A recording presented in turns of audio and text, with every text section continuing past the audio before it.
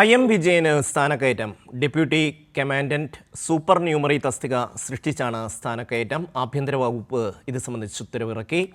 ഷീജ ചേരുന്നു. ഷീജ, എന്തൊക്കെയാണ് വിശദാംശം?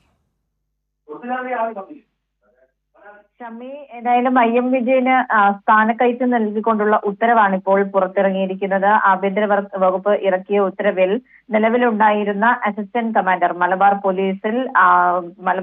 Special police ബറ്റാലിയനിൽ അദ്ദേഹം ഉണ്ടായിരുന്നത് അസിസ്റ്റന്റ് കമാൻഡന്റ് തസ്തികയിലായിരുന്നു.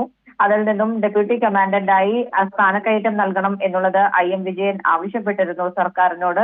ഇത് ഒരു പ്രത്യേക കേസായി പരിഗണിച്ചുകൊണ്ട് സൂപ്പർ ന്യൂമറി തസ്തിക സൃഷ്ടിച്ചുകൊണ്ടാണ് നിയമനം എന്നുള്ളതാണ് ഉത്തരവ് വ്യക്തമാക്കുന്നത്. ഡെപ്യൂട്ടി കമാൻഡന്റ് പോസ്റ്റിലാണ് ഈ സൂപ്പർ ന്യൂമറി തസ്തിക സൃഷ്ടിച്ച് സ്ഥാനക്കയറ്റം നൽകിക്കൊണ്ടുള്ള നിയമനം.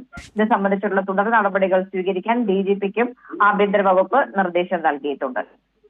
മുൻ ഫുട്ബോൾ താരം IM വിജയന് സ്ഥാനക്കയറ്റം. സംസ്ഥാന ആഭ്യന്തര വകുപ്പ് ഇത് സംബന്ധിച്ച് ഉത്തരവിറക്കി. ഷീജയാണ് വിശദാംശങ്ങൾ നൽകിയത്.